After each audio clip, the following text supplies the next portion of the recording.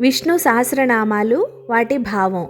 అప్రమేయో హృషీకేశః పద్మనాభోమర ప్రభుః విశ్వకర్మా మనుస్త్వష్టా స్థవిష్ఠస్థవిరో ధ్రువః.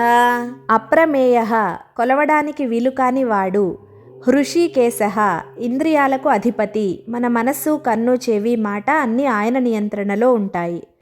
పద్మనాభః నాభి నుంచి పద్మం ఉద్భవించిన వాడు. అమర ప్రభుః దేవతలందరికీ ప్రభువు. విశ్వకర్మ విశ్వాన్ని నిర్మించిన మహాశిల్పి. మనుః విష్ణుశక్తి అయిన మనువు.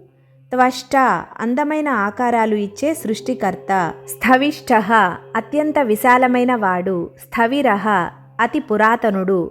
ధ్రువః ఎప్పటికీ మారని స్థిరమైన వాడు. విష్ణువు మహాశక్తివంతుడు, ఇంద్రియాలకు అధిపతి, పద్మము నాభియందు కలవాడు, దేవతలకు ప్రభువు, విశ్వాన్ని నిర్మించిన శిల్పి, మానవ ధర్మాన్ని స్థాపించిన మను రూపం, సృష్టికర్త, అత్యంత విశాలుడు, పురాతనుడు, ఎప్పటికీ మారని ధ్రువ సత్యం అని భావం. హరే కృష్ణ.